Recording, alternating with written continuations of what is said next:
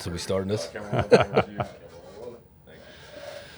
you want me to welcome, or do we want to just start talking? Matt, What do you think? I think we just start talking. All right, what are we talking about? Well, why we're here. Yeah. You know, we have these conversations on the phone and beach and all over the place. And, Yeah. You know, we decided that some of these should maybe be recorded because they're interesting enough, at least to us. Yeah. And so let me turn it over to you. What do you think the purpose of this is? I mean, it's like you said, like everything, in my life has kind of led me to this conversation. You know what I mean? And to hear, right? Because, you and I have known each other forever. I've known you since before probably even I was born, right? We were both sitting in our mother's wombs, I think, at one time, and those energies were just kind of speaking and talking, and then everything that I started going through, health-wise, which I kind of want to table, don't really want to get too far into that, but led me to, talking to you a lot more than we've talked in the I guess, recent past. And then, I just felt like there's so much value in those conversations. I hate to use the word value, too, because I feel like that's so cliche. But, I feel like there was a lot, to those conversations and letting the world hear those conversations. I felt like they could, really resonate with, what we were going through and our experiences in life. And, we're from that same, xennial ilk. It's not Older quite. millennials, Yeah. eldest We're millennial. kind of like Gen X, but they've kind of moved the timeline on us a little bit. So, yeah. And then, what about you? What do you want out of this? Well, that's a great question. To reflect back, what I just heard is that our conversation sounded similar to other things we're hearing out there with other guys and other people in the world. And, it can be isolating when you go through certain things yourself. As a man, as a father, as a son, as a brother, as a citizen of the world, right? Yeah. And so I guess that's why I said yes to your inquiry into do a podcast. Yeah. And I thought, as a coach and as a place in life where I am at the moment, that makes sense. Maybe it is time to share some things. We're hearing similar stories from people that we meet and pass in life, and why not expand that? And if somebody can pick up a tidbit, a nugget somewhere along the way, that would be of value and make it a worthy Absolutely. cause, so. And one thing that I really predicate myself on, everything I've done as far as my content is to try to keep things as original as possible, is kind of give the world a different perspective. And every time we talk, I feel like we're very much, in tune with most of our perspectives, but you always have a different way to package something that I've always heard, or a different way to share something, right? Different thoughts. And that's what we're trying to get out. And I'm sure there's going to be a lot of crossover between what we say and what other people say. But if we can message it, or they can hear the way we message it, perhaps somebody else might, relate to it. But I think one thing people, really need to understand is, I go back to the very beginning of, how long we've been friends, and also how that correlates. I think my first memory, how much that correlates with the actual name of the show, right? So, Tree Your Mind, ladies and gentlemen, this is what we're, planning on calling this little venture here. And a lot of people know that I use the acronym TREE because I started the Trader Real Estate Entertainment and all that, and I have fun with all that. But, even deeper than that, and there's actually some funny stories about how I even got to the associated the trees, but even deeper than that, my first memory, one of them in life, was when you had an actual tree fall through your house. I think it was like a tropical storm or a hurricane or something. I think I was always told that it was Gloria, 83, 84. I don't know if it was that Exactly. that huge, but I'm sure it got big fished over time, and it got a lot, the storm got a lot bigger than it actually was. But either way, one of my first memories, I still remember exactly where I was. I was walking out of my parents' room at the time. You had come over because your family had to come over our house because you had a tree fall through. Your attic. Scary. Yeah, and you lived right next door to my aunt. I'll never forget all that. And I was wearing little brownish tan pants with a blue stripe down the side. You were standing downstairs at the bottom of the stairs from me. But yeah, so to me, the tree doesn't just represent what I've built my brand around. And not only that, I mean, think about your brand, because you use a tree, I think, in some of your branding too, right?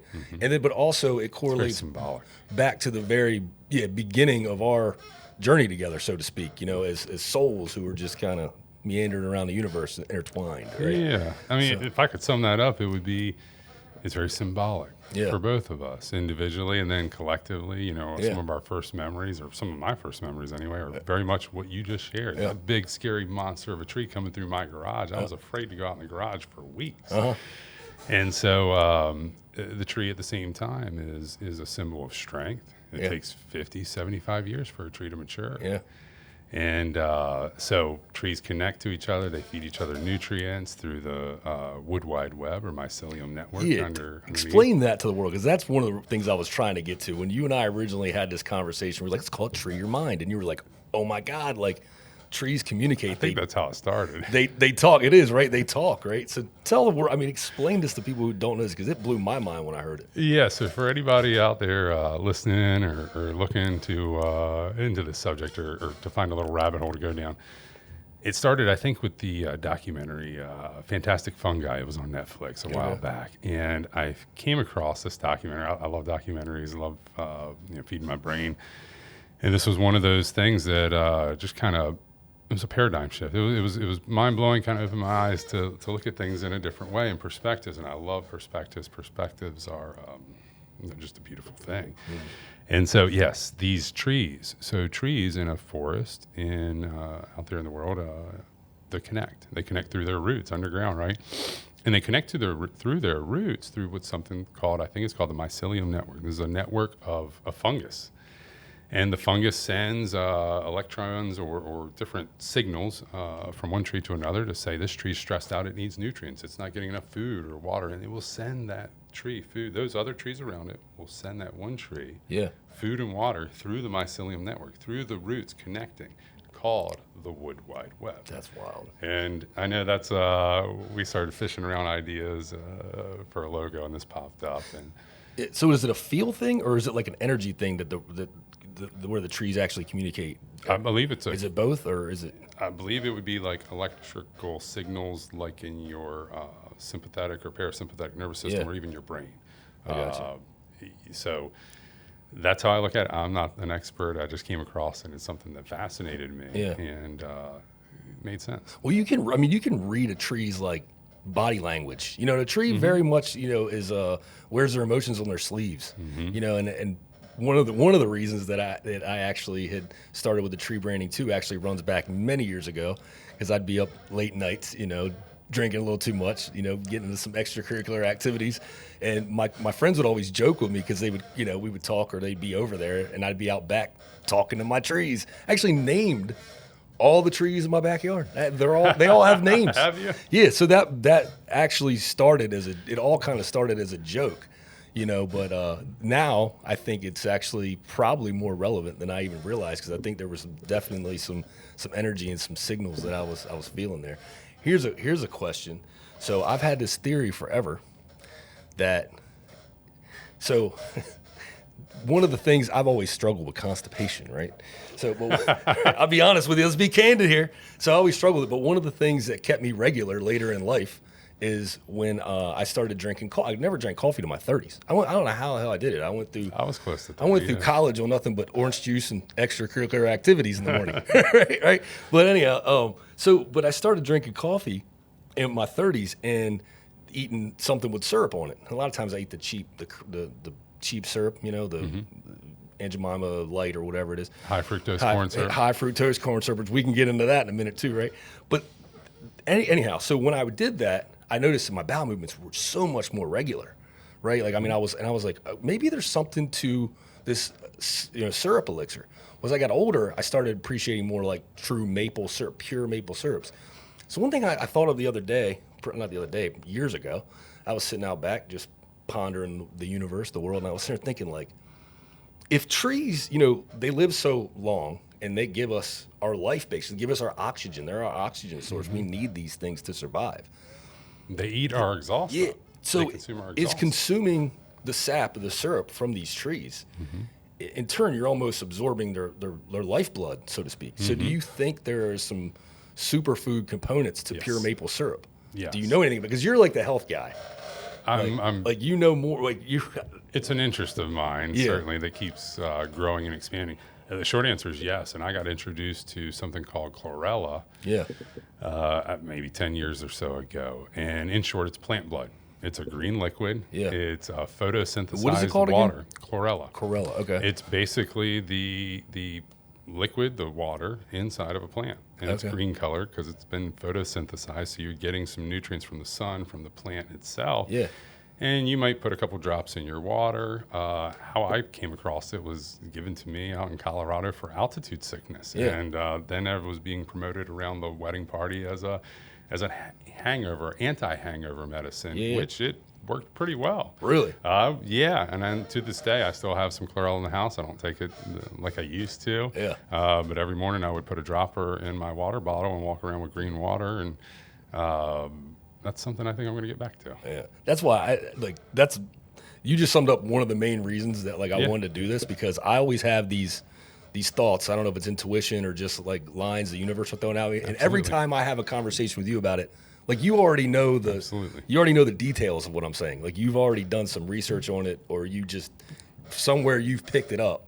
And that's one of the reasons, like I said, I really wanted to have you on here, because if you have questions, I think a lot of times you're the guy, to talk to, and I appreciate you. I really do. You're one of my, you're probably my oldest friend. That's not a relative. I appreciate it. And, probably one of my wisest too, so, I'll take the compliment. As hard as it I'll is. Just give it to you. No. Yeah. I appreciate that. It's just an interest of mine. And that's part of the reason I said, let's do this. Let's do this podcast, because as humans, we synthesize. Our experience is just a summation of everything we've done, and the experiences of the people that we garner information and value from their stories and their timelines, or watching them. Yeah. And so us coming together and having this conversation might then, light up somebody else, or create an interest, or answer a question somebody else might have, or lead them down a rabbit hole of exploration and a journey of growth. And that to me is just, that's life, and that's fascinating. I'm getting goosebumps here thinking about it. That's good. That's what we want. We want some goosebumps. Yeah. So what else is on your mind today, or is there anything that you wanted to talk about or cover in particular this first episode? And I think, just everything that you've talked about, as far as, and we've had conversations about, in the past, as far as, we talk about, how you're, you talk about being a soul traveling inside these bodies, and where that energy is ultimately leads us, just having, that conversation, furthering those conversations, I think some of the things we talked about, obviously, and again, I don't really, we're Renaissance men, so I don't, if people were watching this today and thinking that we're just going to sit here and be, talking crazy philosophical all the time, we're probably not, Yeah. So I wanted to ask you touched on Renaissance men. Yeah. You look at us as Renaissance men. Absolutely. I kind of see us as Renaissance men, yet I also want to know, maybe tell the audience what that means to you. I think it means it means a lot of, it means everything, right? I mean, you say that, it means everything, as I think too often and not, especially in today's world, people have been taught to specialize in one thing or another, right? Especially from a content perspective, or even a sports perspective, right? We teach our kids, if you're going to play baseball, only play baseball. And it's like, what? Well, there's other things to do, right? And then in content, you often watch, influencers or creators that were programmed to say, you want to keep saying the same things over and over again because it's better for money, right? Mm-hmm. Like to be consistent and to keep pushing the same narrative. You often hear that in politics, right? You keep saying the same thing over and over again, right? Repetitive. Where does that go? But the thing is like, I don't, right, exactly. But the thing is like, I don't see people like that. Mm-hmm. I'm not like that. No, you're not like that. Like we're complex. Like there's nuances to everything, and there's differences. There's different sides to people. There's so many different sides to me. You know what I mean? Like there's like a million different versions of me battling at all times, and I think as far as like, I guess on the surface, what is, a Renaissance man to me? It's somebody who is into anything. I could sit here and have a conversation with you as deep about sports as I could music or poetry or, life, spirituality. We can go a myriad of different ways and have a myriad of different conversations. And that's what it, means to me. And I think that's what our generation really was. We were Renaissance men. Mm-hmm. You know what I mean? It was nothing to see like our musicians up on stage, rocking out, and then like going and shooting hoops like on like the rock and jock b-ball, jams for, and you know what I mean? Like it was like everything was all encompassing. Mm-hmm. And somewhere along the line, we became so specific, and it's like, we're not. We're not. We're like, humans are not that specific. We shouldn't be. Am I hearing you correct in when you're saying this, that we shouldn't be constricted to such a narrow bandwidth in our being? If that's who you are, then that's who you are. Yeah. Sure. You probably can relate to this. No offense to my mother, who will probably be watching this, but she's very constricted to her ideology. You know what I mean? Yeah. And she's very much on that path. And I think that's how that generation was, though. Yeah. That generation was way more, I guess, is linear the word, I guess? Yeah, it's way more linear than ours was. But they also probably had a lot less influence for pop culture, more influence probably from the government, maybe. I don't know. Because they were the first generation that really got TV put in front of them, and they were really probably newspapers started way before that, but they were the ones that really, I think, were all consumed by it. Mm-hmm. So I think, it was easier maybe to control that generation a little bit more easiasier than. You remember what TV shows were called in the beginning? In the no, I should know that. What are they called? Programs. Oh yeah. Right. Yeah. Exactly. My nightly program. That's true. That is very true. Yeah. So, but yeah, no, I think it's okay, I guess, to answer your question is, if you are of that narrow path and you are boxed in and you don't want to get out of that box, that's okay too. Just be who you are. I don't want to talk about authenticity and all that, because I think that's another thing that's overused. I think it's a buzzword these days. It's a buzzword. I try to stay away from the buzzwords. You can't. They're part of our vernacular. Yeah, but it's like a cliche. Cliches are cliches for a reason, because there's some truth there. And authenticity, in my opinion, is somewhat of the new currency. As much as money or some other things. Right? It absolutely is, and that's the thing, man. Like, trying to really figure out in today's world what is authentic and what isn't. Mm-hmm. Because a lot of the times the people that are preaching authenticity the most can be the least authentic. It's like, I look at a lot of these, the influencers have almost become our new hucksters, the new TV evangelists or used car salesmen of the 80s. You know what I mean? And I think the younger generation, similar to our parents' generation, maybe, I don't know, Gen Z, Gen Alpha maybe, I guess, and maybe even some of the millennials, and hell, we can get roped into it too. Mm-hmm. Mm-hmm. I think they have become as directed and programmed by this new age of media, social media, the same way our parents were, and we were kind of stuck in the middle. I was going to get to that. We were kind of stuck in that middle where we were kind of breaking through from the mental chains of the programs and TV and things like that, and I think we've become a little more, I think we're a little more free as far as our thought process goes. That's just go ahead. It spoke to me.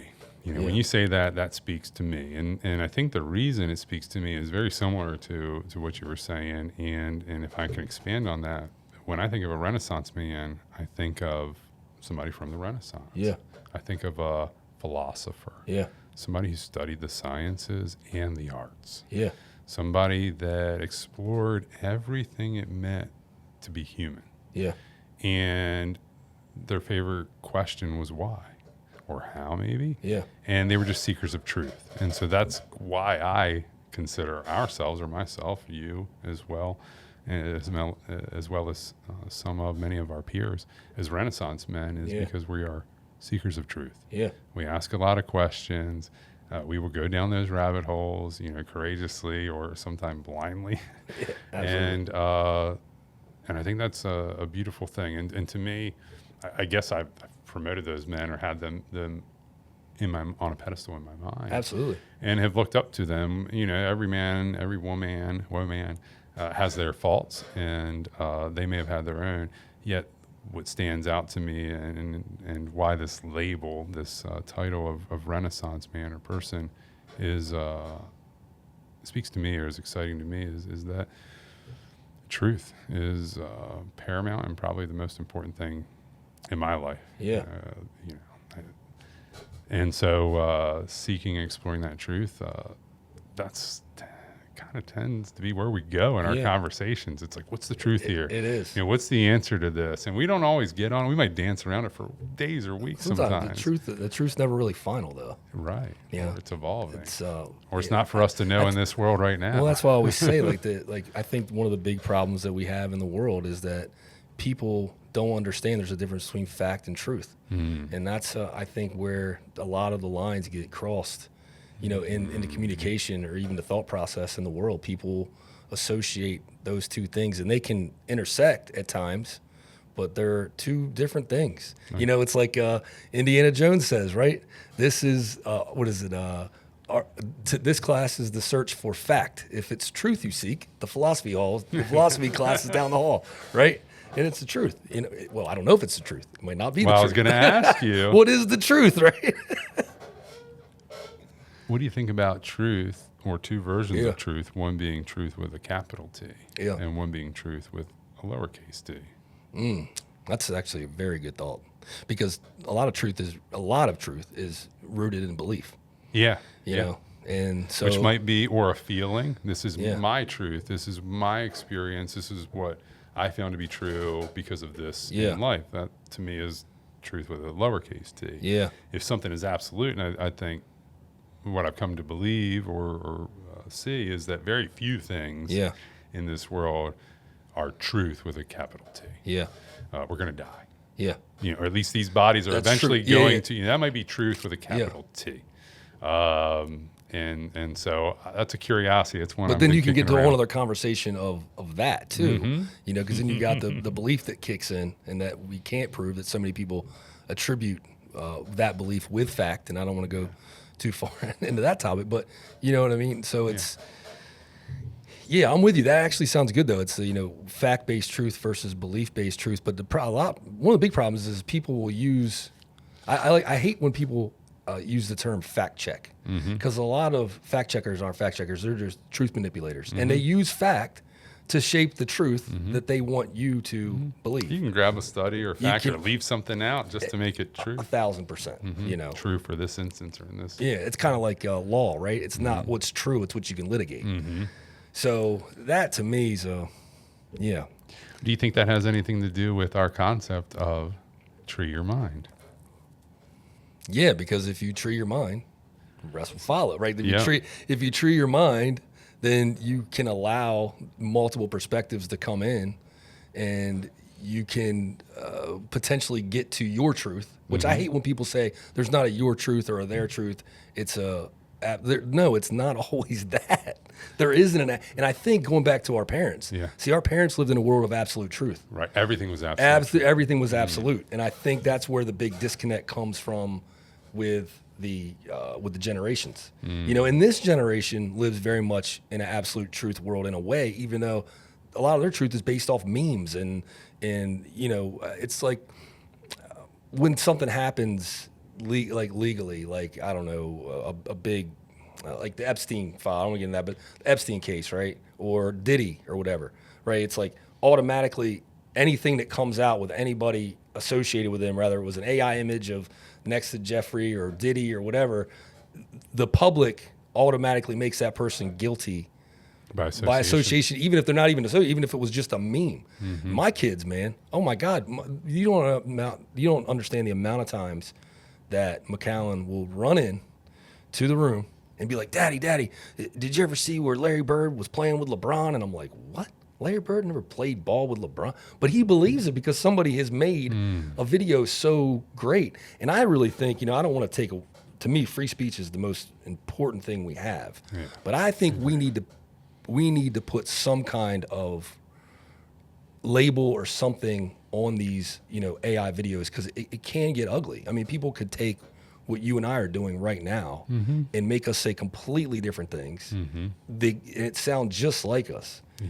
And make people believe that you and I said it. Yeah, and rather we said it or not, they'll believe it. They'll believe it, and even if somebody comes back and says no, that was AI, they will still believe it, because a lot of times people believe what they want to believe. I always say that. Do you really think that's true, or do you want to believe it? You know, and it's like confirmation bias. We'll find the answers we're looking for. Exactly. So I really think we need to either open up libel laws to really make it, so people are paying the consequences, when they mean malice through, Makes sense. through those things, or just some kind of, we're going to label everything. And if it's not labeled that this is AI or this is real, then you're going to, suffer some kind of penalty or consequence, whether it's, suspension from, Facebook jail, whatever they call it, But I think because you can, in today's world, assassination isn't just physical. You can assassinate somebody's character just by doing what we're talking about. Yeah. Just by, making up things. An AI video or posting a meme that's all face, all and out of character. It's like color. it's like the rumor, man. Back in the day, a rumor started and it was a telephone game. Now the telephone game is right in your face and it's instant. And it's, the damage is done before you can retract it. And look, in fairness, this is not just the young generation that believes this shit. My father-in-law, my parents, they will come to me and be like, "Did you see that such and such?" I've been duped by a video. Me too, 1,000%. I'll share stuff quick. Babylon Bee gets me all the time, right? The Onion or whatever it is. Yeah, hell yeah. And I think naturally your first instinct is to believe it, especially when it's something you want to believe. Right? So that being said, and to tie this all together, Renaissance man, truth, all the information coming in, I'm going to give you this visual that I conjure up daily. I was like, definitely daily, multiple times a day. Yeah. And that's this. We're always seeking truth and exploring what's true and what's not, what's fact, what's fiction out there. So I have this mental image in my head of the Dos Equis man from the commercial. Okay. And he's cheersing me. I don't drink anymore, so he doesn't have a beer in there, but he's just giving me a thumbs up and he's saying, "Stay curious, my friend." That's it, man. It's all about staying curious. It's like, stay curious. Answers don't solve problems, questions do. Yeah. And that's it. You know what I mean? Like, more questions you ask, the more you'll get to, the answers are in the questions, so. And I agree with you. Where do you think that comes from? And do you think, I'm going to stack a question here, and do you think any of it has to do with, our segment of this generation having, I read somewhere that we had 1 foot in the analog world and 1 foot in the digital world. Yeah. We remember a childhood without all of this technology, yet the technology was introduced to us early enough that we got to grow up with it. I remember running home from the bus stop in middle school to get on AOL chat line to meet a girl that was probably some old dude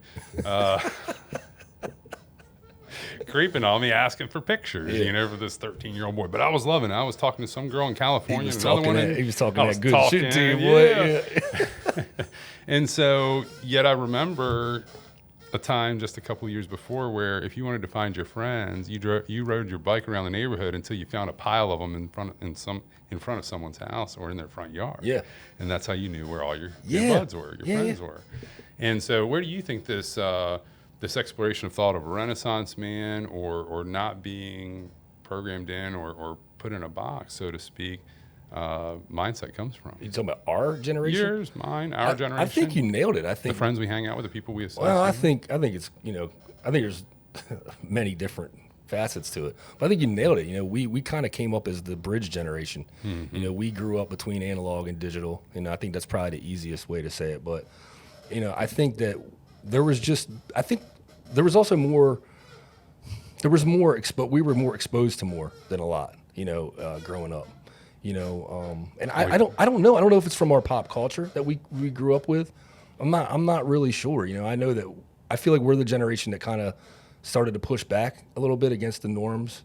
I don't know. I don't know where it came from, but it's us. I don't know if I'm not going to sit here and bullshit you because I don't have a great politically correct answer to that. Where do you think it comes from? Short answer is I don't know, and I'm still exploring that too. And maybe to tie it back to our original opening conversation or part of the conversation and why we're doing this or what speaks to us about this is that we're meeting, or at least I feel like we're meeting and having conversations with you prior to this. We're meeting other people that are the same way. They're pushing back on, well, maybe they hit a midlife crisis or something's not.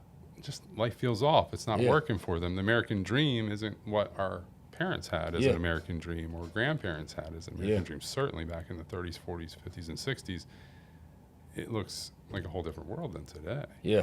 And so, I don't know why that is. I think it has to do. I think that article I read, I wish I could quote it and give the person credit for their original thought, because it's not mine. Yeah. But I think it does have to do with, we remember a time when we weren't bothered by all these buzzings, dingings, and pingings, and everybody was right there and had access to us.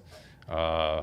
I'll talk about my mom as an example, and she's probably listening to this as well. Yeah. And I ask her sometimes, often, what did you do before a cell phone?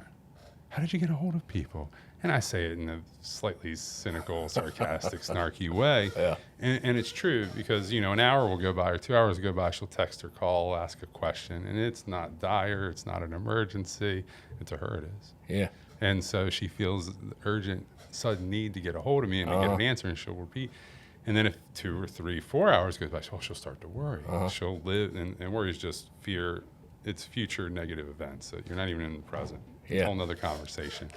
And but she's adopted this behavior that a lot of society has, is that we have access to each other, and we should. And I think that brings a level of anxiety, at least it did in me years ago. And I had to go through coaching to figure this out. And it took months to turn off all of the notifications on my phone and not be reaching for my phone.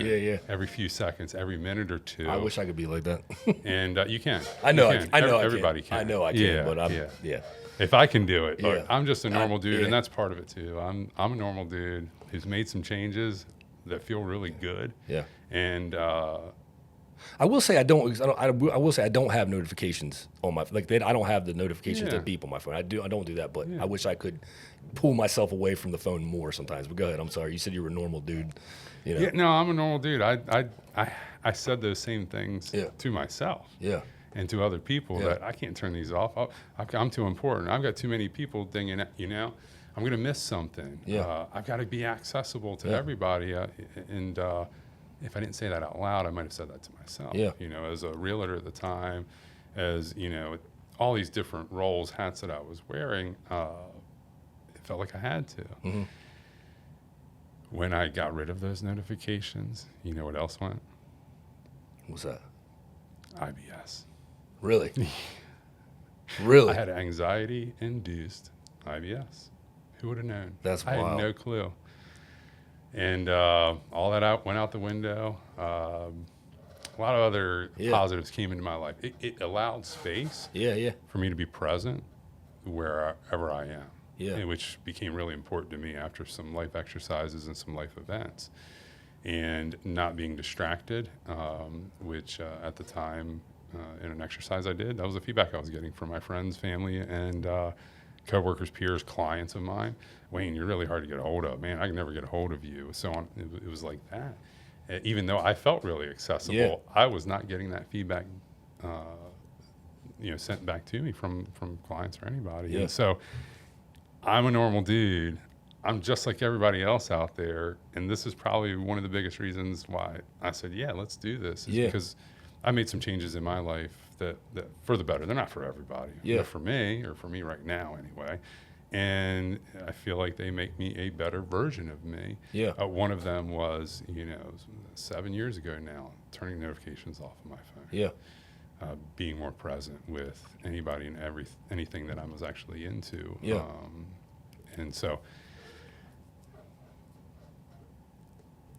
Do you think, in thinking about that and turning the notifications off, and talking about how your mom struggled so much with anxiety, right? Mm-hmm.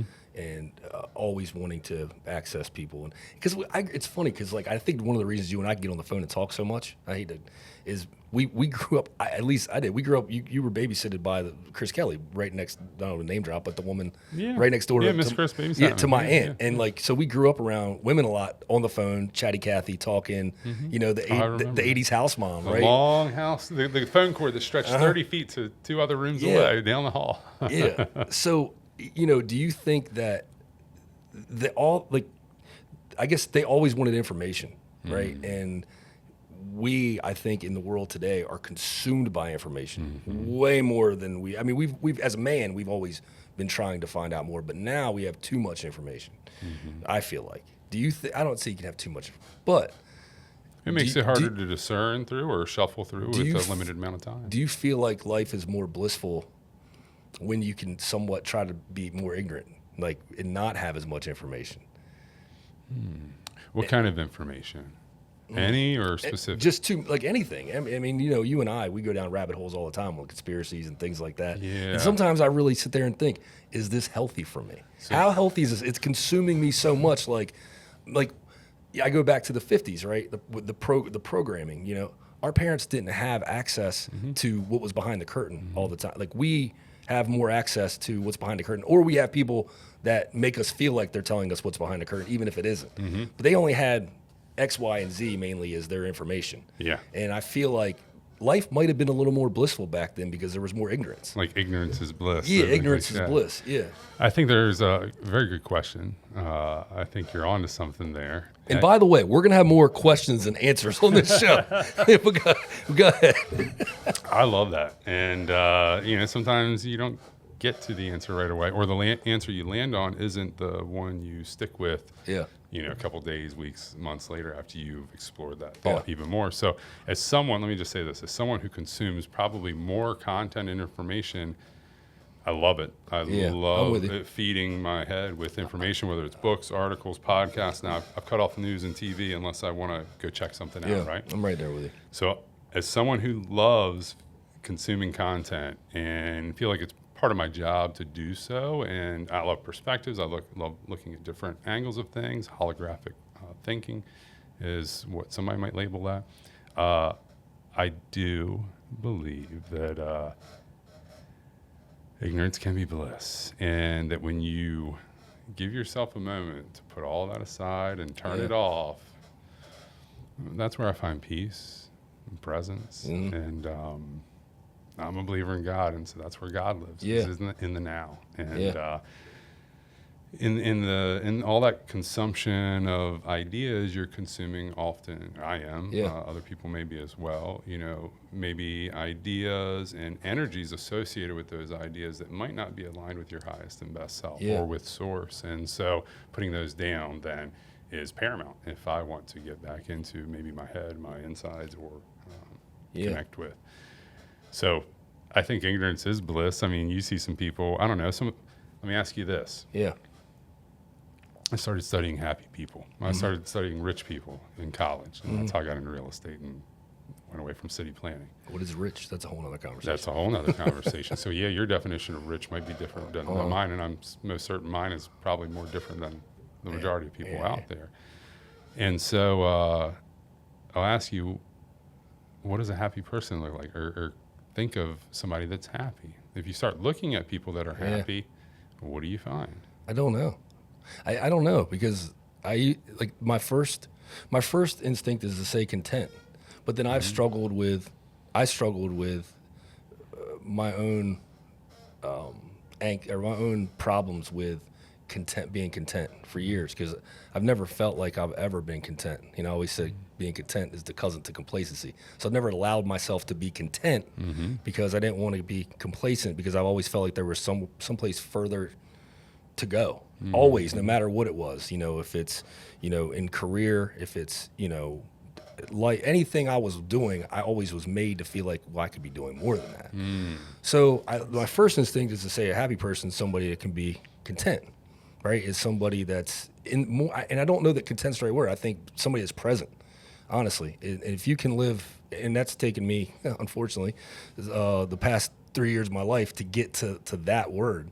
Because I, like you, have always struggled with anxiety, and I've always been consumed. You know, I've never, as much as I always lived life like there was no tomorrow for a long period of my life, I did that for a long period. So did you. All we got right now, right? So what's Jay-Z say? Fuck tomorrow as long as the night before was sweet. Jim Morrison says, get all your kicks in now before the whole shit house goes up in flames, right? Like, I always lived for that. But then when I started to get myself into a place where I was trying to make a life for myself, the American dream, so to speak.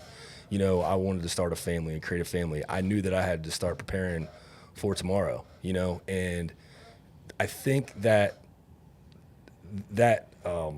struggle that I always had with content and complacency got even greater in that aspect, because it was like, well, now I don't just want to, succeed and make money. Not that money's everything, but you need it for myself. But I also want to do it to create a better life for my family. And if I ever allowed myself to live in the right now and didn't think about tomorrow, didn't keep my pedal to the metal, and didn't always want more, then I was, in my mind, was just going to go backwards. Because if you're not moving forward, you're on a treadmill basically. So I think, over the past few years, of my life, just realizing that all we really have is right now, and the future doesn't even exist. And I've always been obsessed with time travel. That's a whole other conversation. I'm a Back to the Future guy.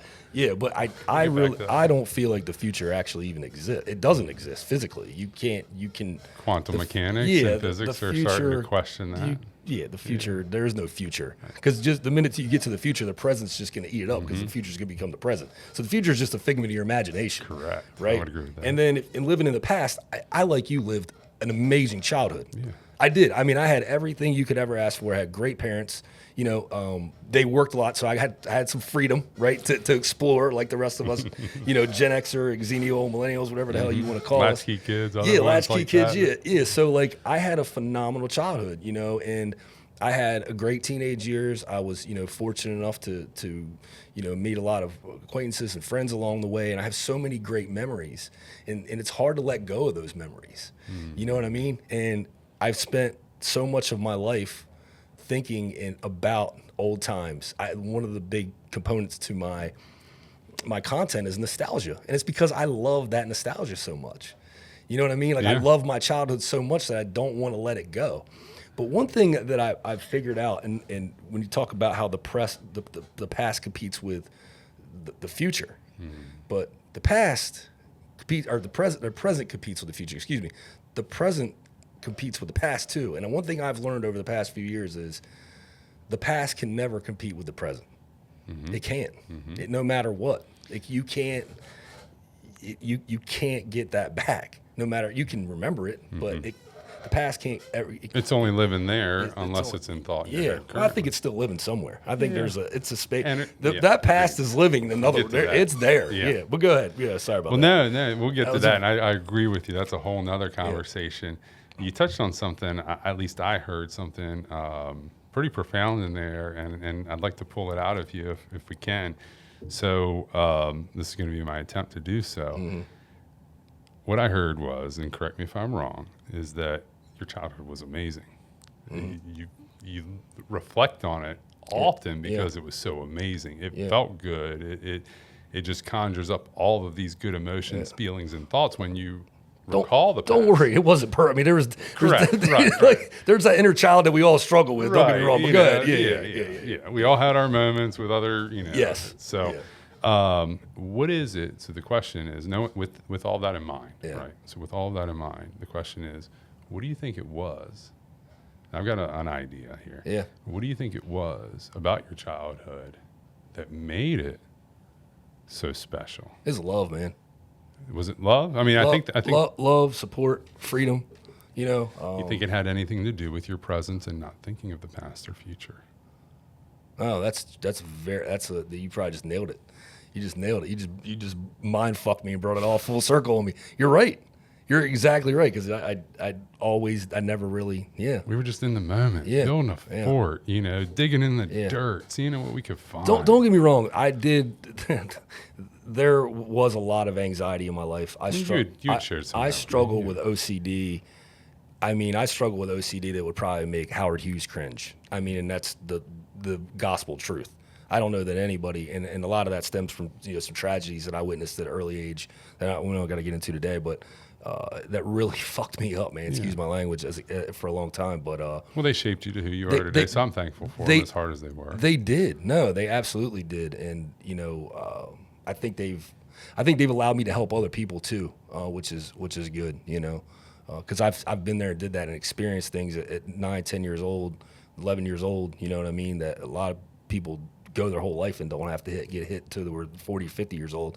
And it's like, well, I've already been through that. I went through that at a young age, But I think in the most part, like I said, I think, I think love got me through it all. I was very fortunate enough, like you. And it's funny because you and I grew up around a very similar ecosystem that I think has kind of led to anxiety in both of us. And I don't know if anxiety is a trait that's Nurtured, I don't know if it. Well, no, I don't know. Yeah. I don't know if it's a trait. environmental, Yeah, I don't. Well, what I was gonna say is like if learned. things are what was the word I was gonna look for?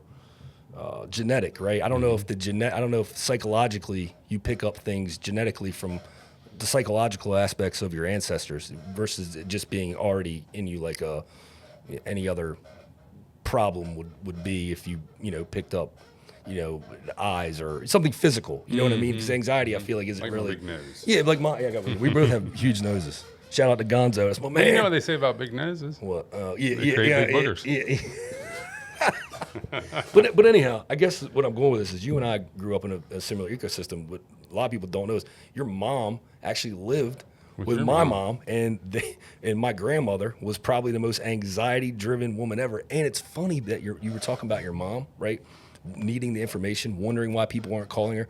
And your mom is notorious for, like my mom, she will blow you up until she gets what she wants, which is where our persistence probably came from at some point. Probably. But my grandmother was like that. My grandmother could sit in her little chair with her old rotary phone or old phone in on State Street in Delmar and like run the whole town. And she was persistent and she had lots of anxiety, and a lot of that could have been picked up and handed down to us. I don't know. I think it's both. It could very much come from that. I think you're right. I think it did come from that, at least part of it. I've asked myself, is it nature or nurture? Nature being genetic or nurture being environmental from society, from our parents. I think it's a combination of both. And I say that because as I've been working on peeling back my anxiety and reflecting on these things, I think I learned a lot of it from my mom and my grandmother. Yeah. My grandmother was a busy bee. But at the same time, even when I'm really deep into my meditation and mindfulness, I still feel an inner speed or tempo that seems to be at a faster pace or cadence than a lot of the world around me. Yeah.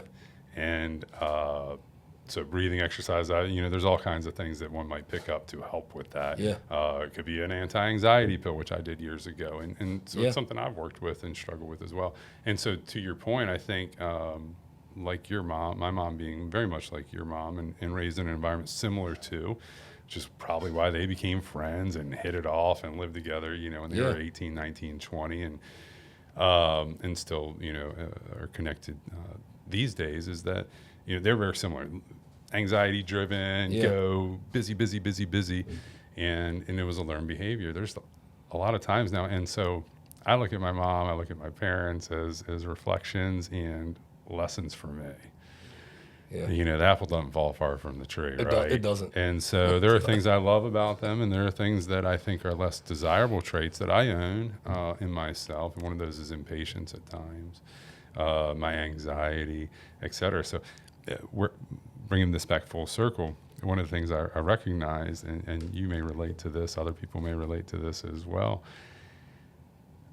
I catch my mom often, and I'll say to her, breathe, exhale. Yeah.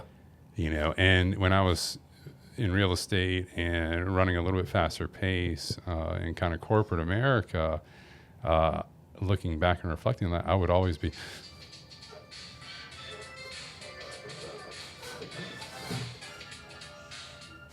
Sorry. That sounded like a special ring. That sounded like someone special. I just messed everything up. There you go. Should have turned the phone off. Oh, I can't. There you go. Yeah. I should have turned the phone off. Oh. Shoot. You were in it too. Yeah, that's all All good. right, all right, you're back now. Okay. Sorry about that. So good. You're talking So- about your so mom. that's life. And just breathe. Telling your mom, just breathe. And Yeah, so I realized I was doing something very similar to that my mom did, and I recognized it. And to this day, I'll still catch her every once in a while. I'll look at her and I'll say, "Mom, exhale. yeah. Just breathe. Yeah. Take a breath." I was talking with a coaching client yesterday, and the topic came up about breath. Yeah. Through a clinician or her doctor. Yeah. The doctor said, maybe there's some burnout in your life. Maybe there's some anxiety Yeah. there. And through this conversation, this coaching client of mine realized that they were holding their breath. Yeah. Which is very similar to like a Wim Hof technique, an adrenalizing breath. The opposite being a woosa. It's familiar to everybody or most people out there, where you're extending the exhale. Yeah. And so, anyway, long story short, in real estate, when I was running and gunning, and you probably find yourself this way at times too, and others out there, just like my mom and yours, holding the up breath. Yeah. I just feel anxiety just doing that now. And so I invite you to keep an eye on or start paying attention to your breath when you're feeling any type of worked up anxiety or something percolating within. It's funny you said that, because like I've always thought that like everything we hold in, is bad. Everything feels good when it's out. Everything. I mean, you've got, going on. Bathroom, number 1. Number 2, for men, number 3. I guess for women it could be too. Right, number 3. Right, so everything feels better out. Like when you breathe, it's like, you sigh, like, relief, right? But like you said, release. Yeah, and then everything you hold in, and then even like with material things, I feel like, and it goes back to what's rich and what, right? And happiness. So a lot of times, like the people who have more things are some of the most miserable people in the world. And I think it's like there's too much. You can have too much. It's like my kids, right? My kids they have things. They're very spoiled, like most kids, but they have so much stuff they don't even know what the fuck they have. You know what I mean? They have too much. And it's like you take a kid who has nothing and you give him one thing and he appreciates that way more than a kid that has a closet full of toys. And it's, it's like I did the whiskey sessions, nothing is everything, sometimes, and it's like that Pearl Jam song, Drifting, I was telling you about. I don't know if you ever listened to it, but it's like, it's not the world that's heavy, it's just the things that you save.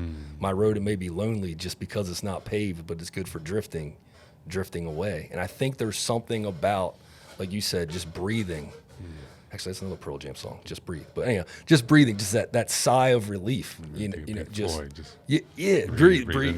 the air. But and it's funny because you talk about your parents, and I've been working so hard on trying to tell my mom, and it's something I didn't realize. She was already way ahead of me, right?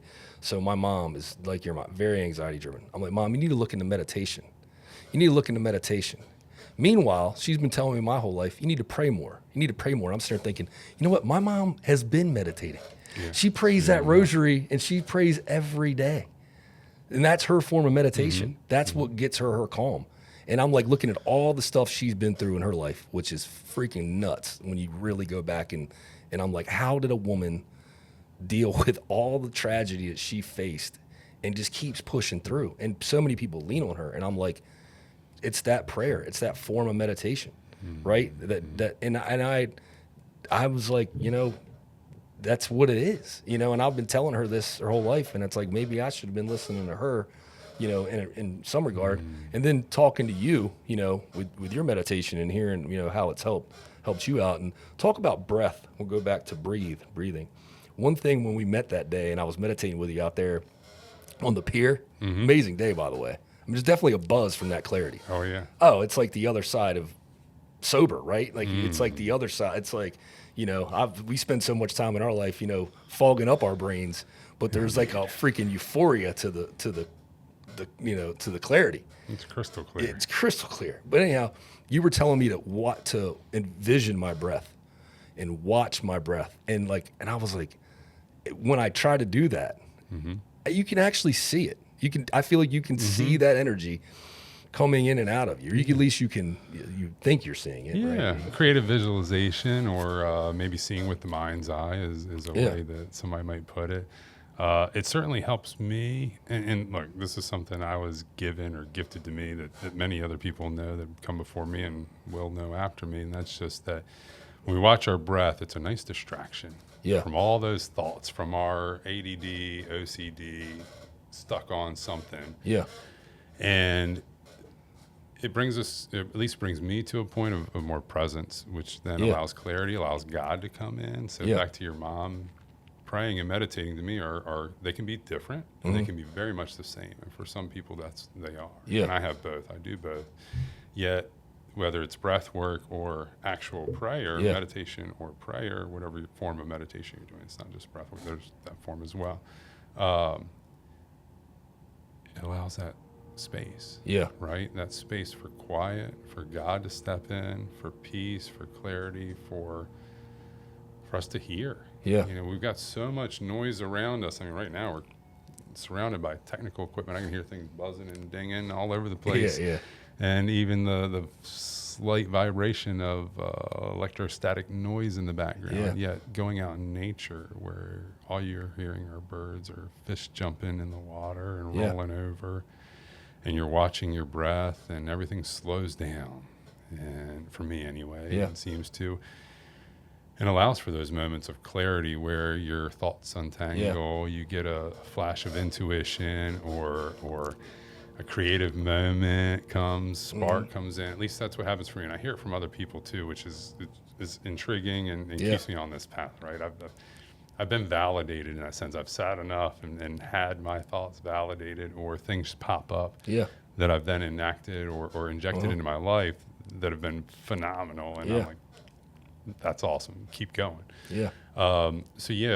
With the breath work, and we could even do one right now if you'd like. Yeah, I think one of the things we should do at the end of every show, after the credits, so to speak, is maybe you should lead everybody, and that's something they can look forward to. Yeah. At the end of every episode, they can meditate with you, because I know that's something you're trying to push, and I know it's brought a lot of clarity and well-being to me. Yeah. One of the things I do want to touch on before we get there is you mentioned creating that space to let things in, whether that's God or whatever deity you believe in, or just a thought. And it's funny because, people will often ask me, like, where do you get these thoughts? Where can I do this? And I'm like, I'll be honest with you, like, I don't read a lot. Like, I'm not saying I don't ever read. That's okay. I read more when I go on vacation. Yeah. If we're on vacation, I'll grab a book. I don't read a lot. I always say, like, a blank canvas is the best way to paint any picture, right? Like, it's the best way to get any thought. Just sitting in the backyard, like, with maybe some music on or nothing on, and just staring at the stars, that's where most of my ideas come from. And I don't know, I think you have to get to that open space and empty your mind with no other content or something like music that may allow you to get into that space for those 100%. lines to come in from the universe. Yeah. Because I think the universe is throwing us, or God is throwing us these things, but we can't receive them if we're consuming ourselves with too much content and other people's stuff. And then, I have those thoughts, and then often I'm like, man, like, this is crazy. And then I will talk to you, and you'll be like, no, I've actually studied this, bro. Like, I've actually done, and then you and I, it spawns a huge philosophical conversation, and those conversations have led us to right here. I think we've, had a pretty good start, to all this, going back and forth. I look forward to doing more of them. Likewise. And I think when we end, I think you lead us in, I don't know, a couple minutes of meditation, and everybody can watch. So with that being said, I'm Matt, this is Wayne, and we're reminding you all to tree your mind, and the rest will follow. Indeed. Wayne, lead us into some meditation here. All right. So I'm passionate about this, and this is something that I found great value in. It's been around for thousands of years, and to that point in the beginning of our conversation about having so much information, being bombarded with information now. Look, it's a blessing. We have more information to pull from, draw from, learn from, etc., to live this life through and with than most any other human that's come before us. So for that, I'm really thankful. I think we're living in an amazing time of just a phenomenal, fantastic time, and yet it can get so busy and so crowded with all of this information, with everything pulling at us, that we get sidetracked. We get pulled off of our base and who we are. Our thoughts get crowded and clouded by other thoughts and information, and so that quiet space allows God, source, your creator, whatever you want to call them, or don't call them to step in, or at least space for your thoughts to untangle, right? To take shape and form, to let certain things go, to hold on to things that were worth holding on to. And so I'm passionate about this. I think it is an intentional piece to us being our highest and best selves. Our bodies are instruments. They're fine-tuned instruments. We certainly don't treat them that way, or I didn't for years. I'm starting to understand that. And, the receivers of information, whether it be a radio frequency and sound or sight through the very limited light spectrum that we actually get to see, or any other sense that we have, sound, and then what are we incapable of measuring with these limited capacity vehicles or vessels? You've heard me call this the seat of the soul, or the vehicle for my soul. And so this is how I move through the world with my spirit being in this flesh suit. And with that being said, let's take a moment to breathe and just clear our minds. And if you haven't gotten to a nice, comfortable seated place or position, go ahead and do so. Pause if you need to and take a moment to do so. Take a nice deep breath as you close your eyes or relax them into a 3/4 gaze.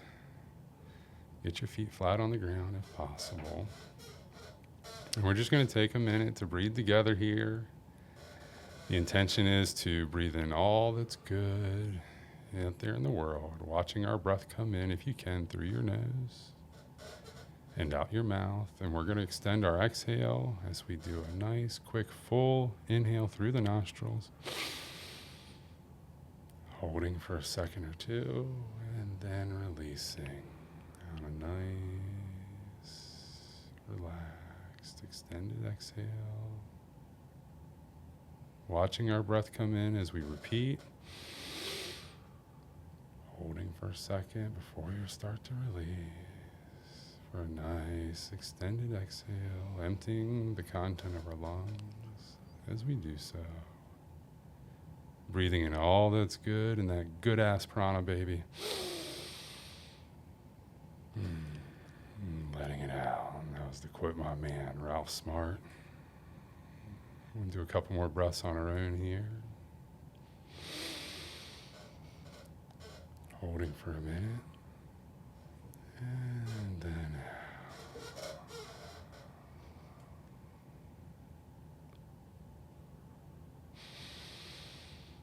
One more on your own.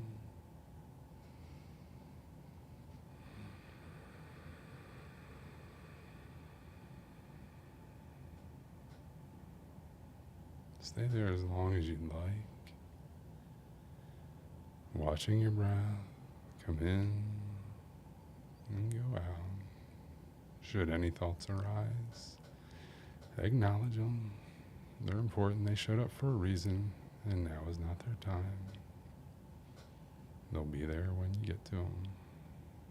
Watching that breath come in. And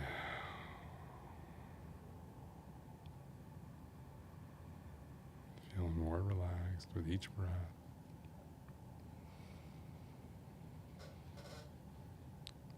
And when you're ready, only when you're ready, open your eyes and bring that gaze back to this 3D world in front of us.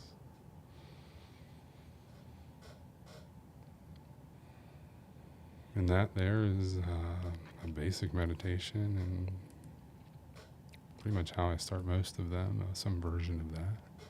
How did that feel? Clear. No, I needed it. It was a good reset. I think the transition back into post-podcast world. Mm-hmm. Yeah. So I think this is something we do pretty much every time. You just, lead us out in meditation. I think, if people want to join us, they can join us. And if not, they can stop. They can stop. And perhaps some people will just join for that, it'd be like communion at church, right? I missed the liturgy, but I showed up for the body and bread, right? It's being from a large Catholic family. That's usually was the schedule a lot of my family members were on. But either way, let's not we get. can extend those too. Yeah. But go ahead, lead us out, and just we can be done. You done? Yeah. Matt, thank you for your time, brother, and thank you for encouraging me to sit down and do this with you, because I got a lot out of it. I will continue to get a lot out of it. And if anybody out there even just got one tiny little thing, I think it was worth bringing our conversations or some of our phone calls and time on park benches and on the beach together. Oh my God, this has been ongoing for a long time. We've talked about doing this for many years, and it's hopefully people are going to have to sift through what we said to maybe find some nice grains in the sand there, but some shells, right? Some shells in the sand. But to wrap it up and on your point of finally getting here, when's the best time to plant a tree? Yeah, you said right now. 20, 30, 40, 50 years ago, because it takes a tree. Or right now, right? When's the second best right time? Now, you said. I remember you told me that the other day. Yeah. All right, well, we're going to try to live in the right now. And again, we're reminding you to tree your mind, and the rest will follow. Much love. Peace out. So.